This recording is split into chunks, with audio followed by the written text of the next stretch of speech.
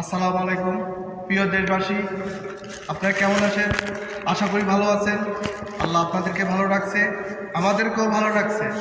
আপনাদের কাছে আমার অনুরোধ রইল, আপনারা যদি অরিজিনালি মুজিবকে ভালোবাসেন এবং মুজিবের সুযোগ্য কন্যা জননেত্রী শেখ হাসিনাকে ভালোবাসেন, আপনারা শপথ নেন ইনশাল্লাহ এখন থেকে আপনারা যে কোনো দিক নির্দেশনা আসবেন দলের থেকে আপনারা ঐক্যবদ্ধ থাকবেন।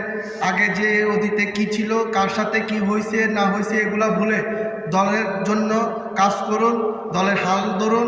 আপনারা ইনশাল্লাহ আবারও আমাদের মাননীয় প্রধানমন্ত্রী জননেত্রী শেখ হাসিনাকে ইনশাল্লাহ আমরা শাহজালাল আন্তর্জাতিক বিমানবন্দর থেকে বরণ করে এই দেশে ইনশাল্লাহ আনবো।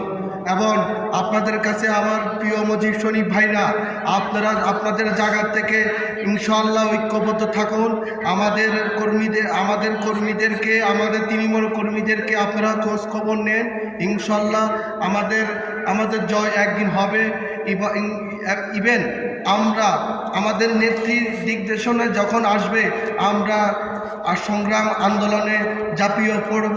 ৭১-এর হাতিয়ার গর্জে উঠুক আরেকবার, লাল সবুজের পতাকায় মুজিব তোমায় দেখা পাই। ইনশাআল্লাহ মাননীয় প্রধানমন্ত্রী জননেত্রী শেখ হাসিনা জয় হোক।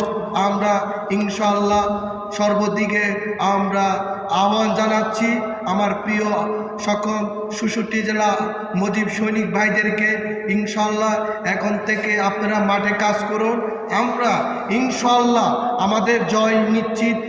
আমি বলে আমার বক্তব্য এখানে শেষ করতেছি। জয় বাংলা, জয় বঙ্গবন্ধু, জয় হোক শেখ হাসিনা আপার। ধন্যবাদ সবাইকে।